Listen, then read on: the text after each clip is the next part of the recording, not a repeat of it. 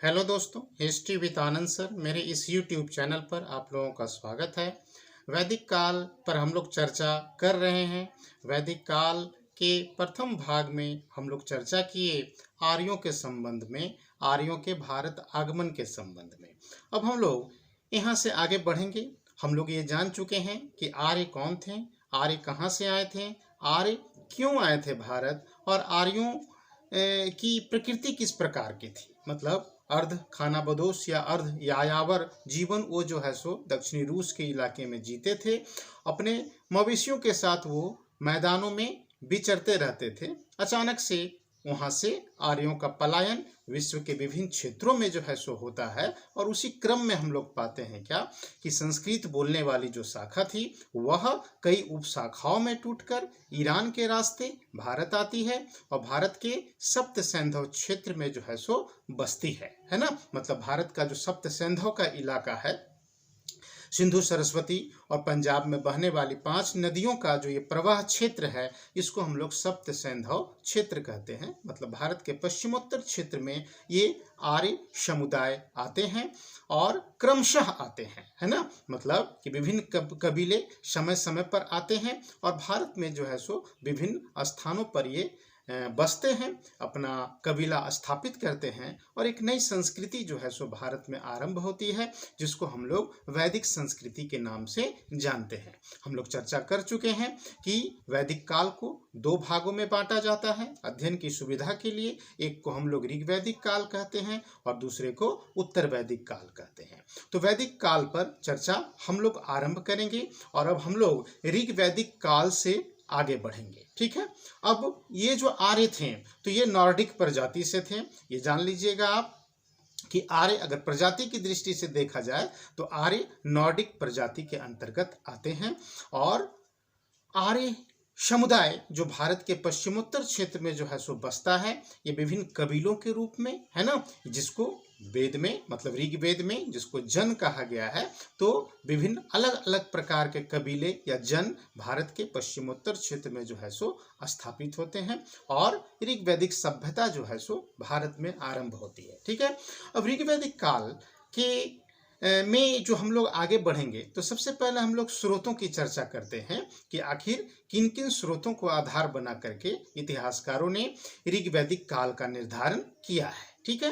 तो सबसे पहले हम लोग बात करते हैं चित्रित धूसर मृदभांड की, है ना। चित्रित धूसर मृदभांड को आर्यों से जोड़ा गया है, वैदिक संस्कृति से जोड़ा गया है, और ये जो चित्रित धूसर मृदभांड है तो आर्य संस्कृति से चूंकि इसका संबंध था, इसीलिए वैदिक काल को चित्रित धूसर मृदभांड संस्कृति के नाम से भी जाना जाता है। जो आपको ध्यान में रखना है कि वैदिक काल को आप चित्रित धूसर मृदभांड संस्कृति भी कह सकते हैं, है ना। अब यहाँ पर ध्यान रखिएगा कि सबसे पहले जो चित्रित धूसर मृदभांड हम लोगों को जो प्राप्त हुआ वो अहिच क्षेत्र से प्राप्त हुआ, है ना। मतलब अगर प्रश्न आए कि सबसे पहले चित्रित धूसर मृदभांड कहाँ से प्राप्त हुआ, तो अहिच क्षेत्र से जो है सो ये प्राप्त हुआ है। इसके अतिरिक्त हम लोग पाते हैं कि हस्तिनापुर, पानीपत, इंद्रप्रस्थ, है ना, सोनपत, वैराट, नूह, श्रावस्ती, कौशाम्बी, उज्जैन आदि स्थानों से भी हम लोगों को चित्रित धूसर मृदभांड प्राप्त हुए हैं, है ना।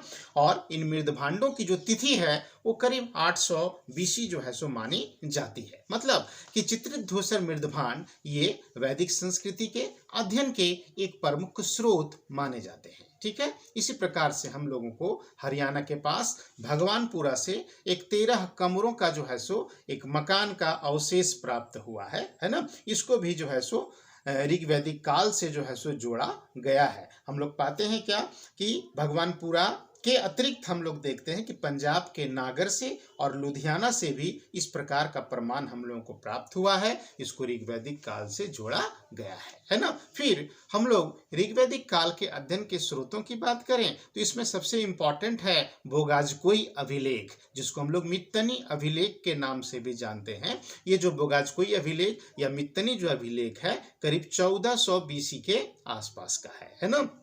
हम लोगों को बोगाजकोई नामक स्थान से, जो कि वर्तमान में तुर्की में पड़ेगा, है ना। तुर्की जो है मित्तानी राज्य की जो है, तुर्की में जो मित्तानी जो राज्य था, तो बोगाजकोई जो है वो मित्तानी राज्य की राजधानी थी, है ना। तो ये हम लोग पाते हैं कि बोगाजकोई से एक अभिलेख हम लोगों को प्राप्त हुआ है 1400 बीसी के आसपास का, और यह अभिलेख ऋग्वैदिक काल पर जो है सो प्रकाश डालता है ना।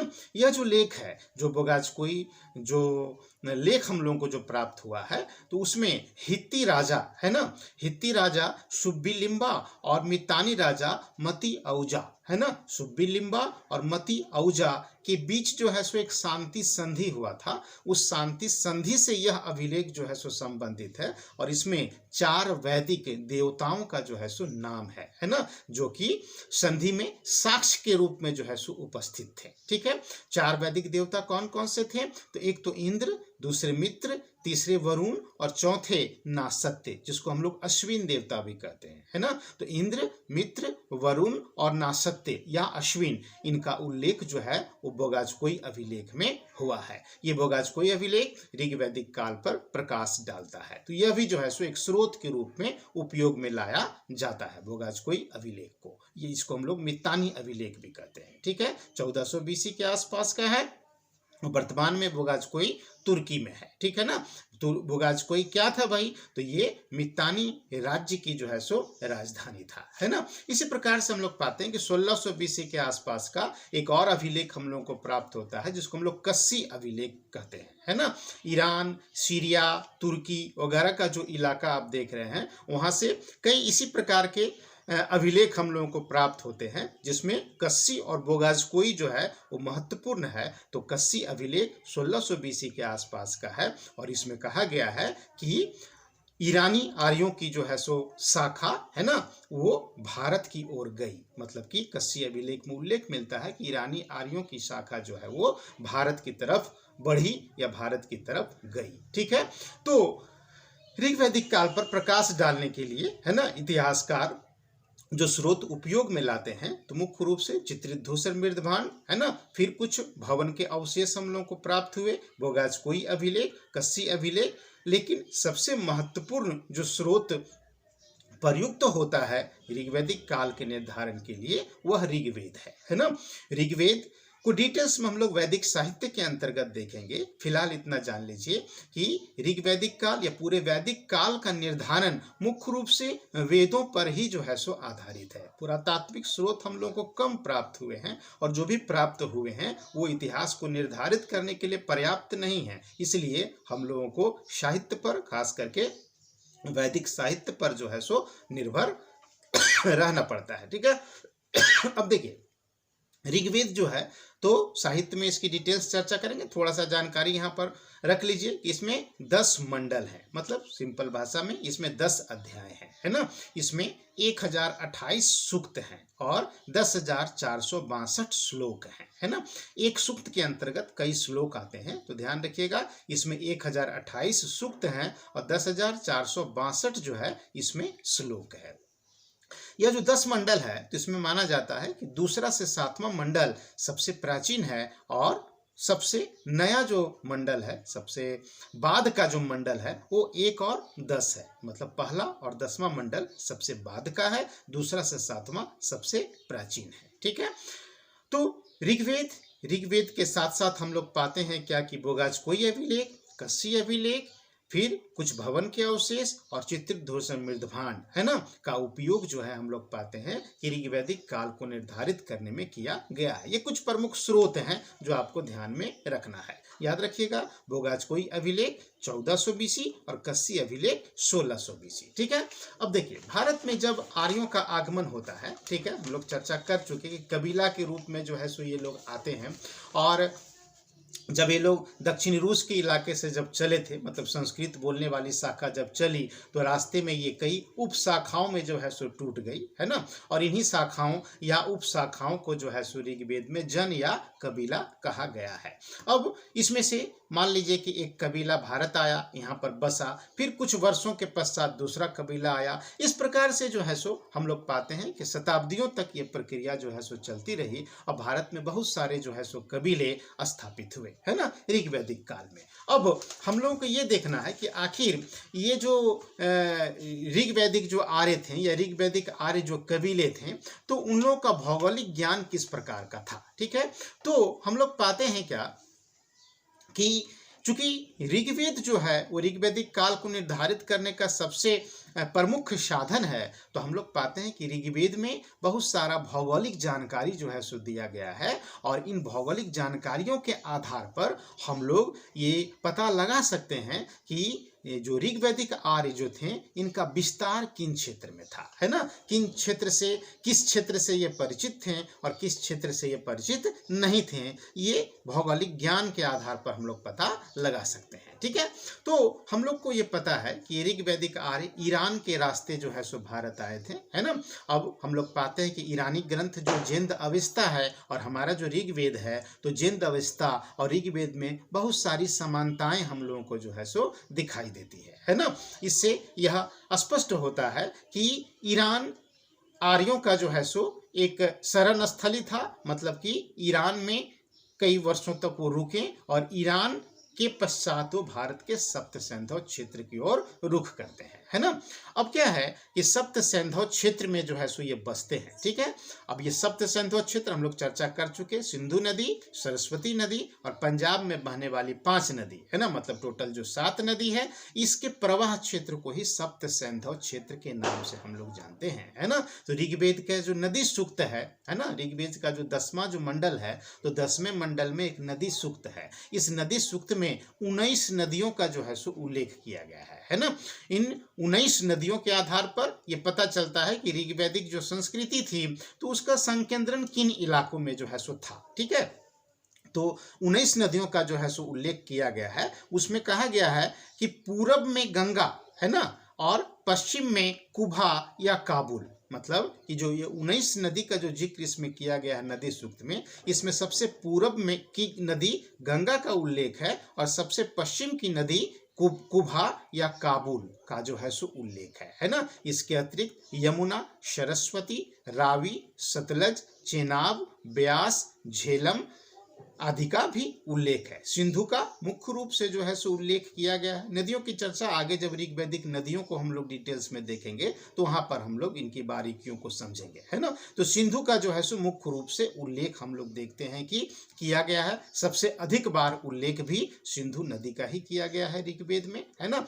अब हम लोग पाते हैं कि ऋग्वेद में हिमालय और उसकी कुछ चोटियों का भी जो है सो उल्लेख किया गया है ना। जैसे कि उत्तर में हिमालय और उसकी चोटियों के रूप में हम लोग पाते हैं कि मुंजवंत, हिमवंत, शिलामंत, आर्जिक, श्यानावर्त और सुसोम, है ना। मतलब कि हिमालय की इन प्रमुख चोटियों का उल्लेख ऋग्वेद में मिलता है ना। मुख्य रूप से मुंजवंत, हिमवंत, शिलामंत, है ना, आर्जिक, श्यानावर्त और सुसोम, इन चोटियों का जो है सो उल्लेख मिलता है ना। फिर मुंजवंत का उल्लेख हम लोग पाते हैं कि एक विशिष्ट शिखर के रूप में जो है सो हुआ है, एक विशेष क्षेत्र के रूप में भी जो है सो इसका उल्लेख हुआ है ना। मुंजवंत का इलाका सोम के लिए प्रसिद्ध था, ऐसा भी उल्लेख जो है सो हुआ है ना। सोम वनस्पति मुंजवंत पर्वत पर उगता है, ऐसा उल्लेख ऋग्वेद में जो है सो किया गया है, जिसकी चर्चा हम लोग आगे करेंगे। फिर ऋग्वेद में हम लोग एक विशेष क्षेत्र, है ना, गांधार की जो है सो चर्चा देखते हैं। गांधार का उल्लेख जो है सो ऋग्वेद में किया गया है, जिसकी पहचान वर्तमान जो पेशावर है और वर्तमान जो रावलपिंडी का जो इलाका है से की गई है ना। फिर हम लोग देखते हैं कि मरुस्थल का भी जो है सो उल्लेख ऋग्वेद में है और इसके लिए धन्व शब्द का जो है सो प्रयोग किया गया है ना। अब फिर बिंध और सतपुड़ा का उल्लेख हम लोगों को जो है सो ऋग्वेद में नहीं मिलता है ना। इसका मतलब है कि बिंध और सतपुड़ा से वो लोग परिचित नहीं थे और इस इलाके में जो है सो ऋग्वैदिक आर्यों का प्रसार अभी नहीं हुआ था, है ना। फिर हम लोग पाते हैं क्या कि समुद्र की जानकारी भी उनको थी। सिंधु और सरस्वती को समुद्र में गिरने वाली नदी जो है सो बताया गया है ना। मतलब कि समुद्र का ज्ञान उनको था, है ना। फिर व्यापार के संदर्भ में भी समुद्र शब्द का जो है सो उल्लेख किया गया है ऋग्वेद में। ये जो भौगोलिक जो ज्ञान है, इन विवरणों से हम लोग उनके क्षेत्र का निर्धारण कर सकते हैं कि किस इलाके में जो है सो ऋग्वैदिक लोग जो है सो पहले पहल बसे थे, है ना। तो इन विवरणों से पता चलता है कि पश्चिमी उत्तर प्रदेश का जो इलाका है, हरियाणा, पंजाब, राजस्थान, गुजरात, संपूर्ण पाकिस्तान, है ना, और दक्षिणी अफगानिस्तान में उन लोगों का जो है सो संकेंद्रण था।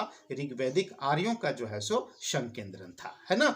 सतलज से यमुना नदी तक का जो क्षेत्र है ना, सतलज नदी से यमुना नदी तक का जो क्षेत्र है, इसको ब्रह्मवर्त कहा गया है ऋग्वेद में, है ना। और ये जो ब्रह्मवर्त का जो इलाका था, सतलज से यमुना, ये ऋग्वैदिक संस्कृति का जो है सो केंद्र था, है ना। मतलब कि ऋग्वैदिक संस्कृति का हृदय स्थल जो था वो सतलज से यमुना के जो है सो बीच था। मतलब कि मुख्य रूप से पंजाब और दिल्ली का जो इलाका है, ये ऋग्वैदिक संस्कृति का जो है सो हृदय स्थल था, ठीक है।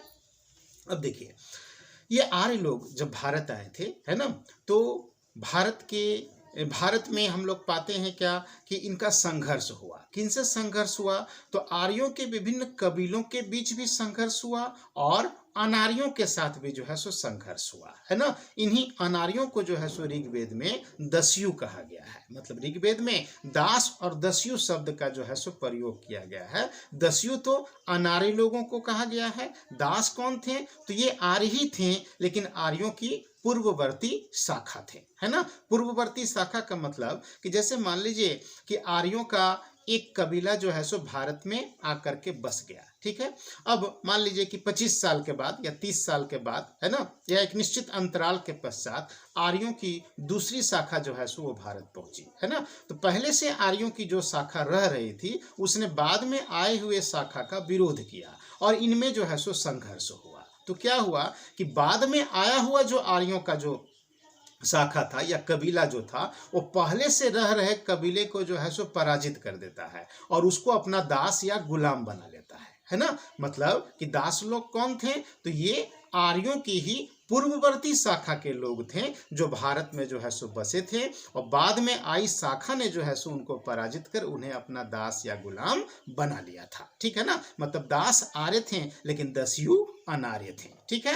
तो आर्यों का जो संघर्ष हुआ तो अपने आर्य कबीलों के साथ भी हुआ और अनार्यों के साथ भी हुआ, है ना। दस्यु जो शब्द हम लोग देखते हैं, है ना, दस्यु शब्द का जो प्रयोग ऋग्वेद में किया गया है, तो दस्यु को कई अन्य नामों से भी जो है सो पुकारा गया है। जैसे दस्यु को लिंग पूजक जो है सो कहा गया है और बताया गया है ये दस्यु लोग जो है वो दूध के लिए पशुपालन नहीं करते थे। गैरिक मृदभांड एवं लाल तथा काले मृदभांडों का जो है सो प्रयोग करते थे। मतलब कि ऋग्वेद में दस्यु को लिंग पूजक कहा गया, मतलब अनार्य लोगों को, है ना। ये अनार्य लोग कौन होंगे भाई? तो ये उत्तर हड़प्पाई लोग जो हैं सो रहे होंगे, ठीक है। ये लोग गैरिक मृदभांड का, लाल और काले मृदभांड का प्रयोग करते थे। दूध के लिए पशुपालन का जो है सो नहीं करते थे, है ना। ये संभवतः मांस के लिए करते हों, ठीक है। फिर हम लोग दस्यु के लिए कई नाम देखते हैं ऋग्वेद में। जैसे दस्यु को अनसा कहा गया है। अनसा मतलब कि चपटी नाक वाला, है ना। फिर अकर्मण कहा गया है। अकर्मण का मतलब कि वैदिक कर्मों को न मानने वाला, ठीक है। फिर हम लोग पाते हैं क्या कि दस्यु को अयज्वन कहा गया है, मतलब यज्ञ न करने वाला। फिर इसी प्रकार से उनको अधवेयु कहा गया है, मतलब वैदिक देवता को न मानने वाला। और फिर इनको शीशन देवा जो है सो कहा गया है, मतलब कि लिंग की पूजा करने वाला, है ना। मतलब कि कई नामों से दस्यु लोगों को जो है सो पुकारा गया है, ठीक है। अब देखिए, ये आर्य लोग, आर्यों के विभिन्न कबीले जो भारत में आकर के जो है सो बसते हैं, तो हम लोग को कई कबीलों का जो है सो नाम मिलता है ऋग्वेद में, जिसमें सबसे प्रमुख कबीले के रूप में भरत कबीले का जो है सो जिक्र मिलता है। भरत सबसे महत्वपूर्ण कबीला था और इसी कबीले के नाम पर जो है सो संभवतः हमारे देश का नाम भी भारत पड़ा, ऐसा माना जाता है ना। अब देखिए, ये जो भरत कबीला था, तो ये सरस्वती और यमुना के बीच में जो है सो कहीं स्थापित था। सरस्वती नदी से यमुना नदी के बीच का जो इलाका था, इस इलाके में जो है सो भरत कबीले का निवास था, है ना। इसी प्रकार से एक पुरु कबीला था, तो पुरु कुरुक्षेत्र के प्रदेश में जो है सो संभवतः निवास करते थे, है ना। फिर हम लोग पाते हैं क्या कि रावी नदी के पूरब में, है ना, रावी नदी के पूरब में जो है सो पुरु कबीले का जो है सो निवास था। फिर हम लोग पाते हैं कि अलीन, पकथ, भालन, शिवी आदि जो है वो सिंधु नदी के पश्चिम में, है ना, काबुल नदी तक बसे हुए थे, है ना। आर्यों का संघर्ष जो है आपस में हुआ और अनार्यों के साथ भी जो है सो हुआ। अब यहाँ हम लोग पाते हैं क्या कि जैसे ऋग्वेद में हम लोगों को एक प्रमुख युद्ध का जो है सो उल्लेख मिलता है ना, जिसको हम लोग दशराग्य युद्ध के नाम से जो है सो जानते हैं, है ना। ये दशराग्य युद्ध जो है, जो ऋग्वेद में मुख्य रूप से उल्लेखित है, ऋग्वेद का जो 7वां जो अध्याय है, जो 7वां जो मंडल है, तो 7वें मंडल में हम लोग पाते हैं क्या कि दशराग्य युद्ध का जो है सो चर्चा किया गया है ना। अब ये जो भरत जो कबीला था, तो ये भरत कबीले में एक राजा, आरंभिक राजा एक देवोदास का जो है सो हम लोगों को उल्लेख मिलता है। तो ये देवोदास जो है, इसने दासों के सरदार शंबर को जो है सो पराजित किया था, है ना। माना जाता है कि सुदास भी जो है एक प्रमुख राजा हुआ। सुदास भरत कबीले का एक प्रमुख राजा हुआ और सुदास के समय ही जो है सो दशराग्य युद्ध जो है सो हुआ था, है ना। माना जाता है कि सुदास के जो पुरोहित थे, सुदास के पुरोहित जो है वो विश्वामित्र थे, है ना। विश्वामित्र जो हैं वो कुशिक कुल के थे और विश्वामित्र को ही गायत्री मंत्र का रचयिता भी माना जाता है। मतलब गायत्री मंत्र की रचना किसने की, तो गायत्री मंत्र की रचना जो है वो विश्वामित्र ने की। तो विश्वामित्र जो है वो सुदास के पुरोहित थे, है ना। किसी वजह से जो है सो विश्वामित्र को हटाकर सुदास ने वशिष्ठ को जो है सो अपना पुरोहित नियुक्त कर लिया, है ना। अब वशिष्ठ जब पुरोहित नियुक्त हो गए तो विश्वामित्र जो है इससे काफी नाराज हो गए, है ना। अब विश्वामित्र जब इससे नाराज हो गए तो विश्वामित्र ने क्या किया कि भरत कबीले के विरोधियों को जो है सो संगठित किया, है ना। भरत कबीले के विरोधियों को संगठित कर, एकत्रित कर, माना जाता है कि पुरुषनी या रावी नदी के तट पर जो है सो एक युद्ध हुआ और इस युद्ध में जो है सो सुदास की ही अंततः जीत हुई थी, है ना। मतलब भरत कबीले के अगेंस्ट में 10 कबीले जो है सो वो लड़ाई लड़े थे दशराग्य युद्ध में। इस युद्ध का उल्लेख महाभारत में भी जो है सो हम लोगों को मिलता है। और इस युद्ध के पश्चात जो सुदास इसमें विजय जब प्राप्त कर लिया तो अपनी प्रभुसत्ता को और अस्थायी बनाने के लिए हम लोगों को उल्लेख मिलता है कि सुदास के द्वारा अश्वमेघ यज्ञ भी जो है सो किया गया था, ठीक है। यह जो युद्ध हुआ तो इस युद्ध के और भी कई कारण जो है सो बताए गए हैं। कुछ इतिहासकारों के अनुसार रावी नदी के जल के बंटवारे के प्रश्न पर जो है सो ये युद्ध हुआ था। तो कुछ और दूसरे ऐसे इतिहासकार हुए जिन्होंने उत्तराधिकार के प्रश्न पर जो है सो युद्ध की बात करते हैं। उत्तराधिकार को लेकर के जो है सो डिस्प्यूट आरंभ हुआ और यह युद्ध हुआ, है ना। लेकिन मुख्य रूप से हम लोग पाते हैं क्या कि विश्वामित्र को जो है सो पुरोहित के पद से हटाए जाने के कारण, है ना, ये युद्ध हुआ, ठीक है। अब ये जो युद्ध हुआ तो इसमें कौन कौन से कबीले शामिल थे भरत कबीले के अगेंस्ट में, तो सबसे पहले तो पुरु, है ना, पुरु कबीला, यदु, तुर्वस, द्रुहु और अनु, है ना। तो पुरु, यदु, तुर्वस, द्रुहु और अनु, इनको पंचजन कहा गया है। मतलब इन पांचों कबीलों को एक साथ पंच जन कहा गया है या पंचमानुष भी इनको जो है सो कहा गया है, ठीक है।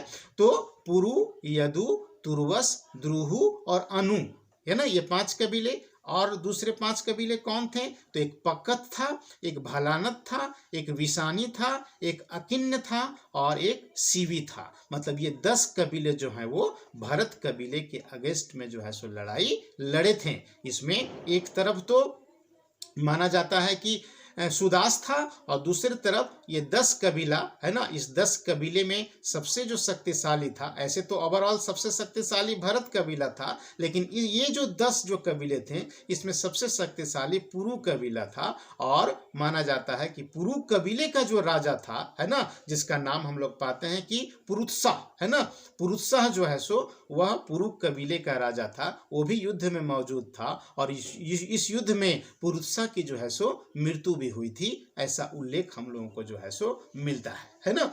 अब युद्ध भूमि में हम लोग पाते हैं क्या कि सुदास के साथ वशिष्ठ भी जो है सो उपस्थित थे। मतलब ये दसराग युद्ध जो पुरुषनी या रावी नदी के तट पर हुआ, इसमें सुदास के साथ युद्ध भूमि में वशिष्ठ भी मौजूद थे, ऐसा उल्लेख हम लोगों को मिलता है। ठीक है, तो एक तरफ भरत के अगेंस्ट में जो है सो 10 कबीले, है ना। मतलब कुल मिलाकर के हम लोग देखते हैं कि 11 कबीले जो है सो इसमें सीधे सीधी जो है सो शामिल हुए थे। इसके अतिरिक्त 3 अनारे कबीलों के भी जो है सो इस युद्ध में शामिल होने का उल्लेख हम लोगों को मिलता है ना। ये 3 अनारे कबीले कौन कौन से थे? तो एक अजा था, दूसरा शिग्रू था और तीसरा यक्ष था, है ना। इन तीनों अनारे कबीलों का जो नेता था उसका नाम था भेद या मेद, है ना। तो भेद या मेद जो है वो 3 अनारे कबीला का नेतृत्व करता था और इस युद्ध में जो है सो ये शामिल हुए थे। सुदास की जो है सो इसमें जीत हुई थी। पुरु का कबीले का राजा पुरुषा इसमें मारा गया था। और एक चीज ध्यान में आप रखिएगा कि ये जो पुरु कबीला था, तो पुरु कबीला दस्युओं का सबसे बड़ा जो है सो इसको दुश्मन बताया गया है, इसलिए पुरु कबीले को त्रास दस्यु के नाम से भी जो है सो संबोधित किया गया है ना। पुरु कबीला दस्यु का मतलब अनारियों का मतलब यहाँ के मूल निवासियों का सबसे बड़ा जो है सो दुश्मन बताया गया है ऋग्वेद में। मतलब भारत के पश्चिमोत्तर क्षेत्र से अनारियों को जो है सो भगाने में, है ना, पुरु कबीला की प्रमुख भूमिका मानी जाती है। ठीक है, अब क्या है कि ये जो युद्ध हुआ है ना आर्यों का अनारियों के साथ, है ना, या आर्यों का आर्यों के साथ, तो ये आर्य कबीले जो हैं आखिर यहाँ के अनारी लोगों पर क्यों भारी पड़ गए, यहाँ के अनारियों पर क्यों वो विष साबित हुए? तो मुख्य रूप से हम लोग पाते हैं क्या कि कई कारण थे, है ना। जैसे कि आर्य लोग जो थे वो धनुष बाण का जो है सो प्रयोग करते थे, है ना। और हम लोग पाते हैं कि घोड़े चालित रथ का जो है सो प्रयोग करते थे। फिर हम लोग पाते हैं कि कांसे के अच्छे उपकरण का जो है सो ये लोग प्रयोग करते थे, कवच का जो है सो ये लोग प्रयोग करते थे, है ना, जो कि यहाँ के अनारियों के द्वारा जो है सो प्रयुक्त न के बराबर होता था, है ना।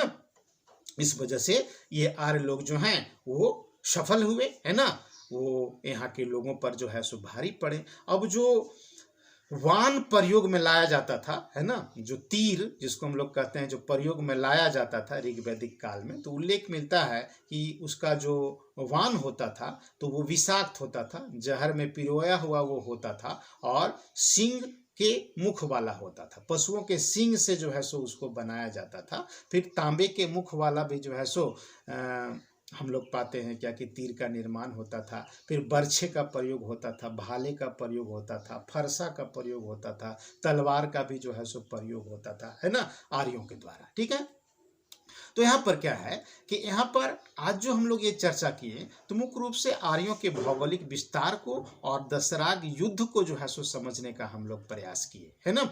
अपने अगले वीडियो में हम लोग ऋग्वैदिक नदियों को जो है सो देखेंगे और फिर क्रमशः जो है सो हम लोग आगे बढ़ेंगे। ठीक है, धन्यवाद।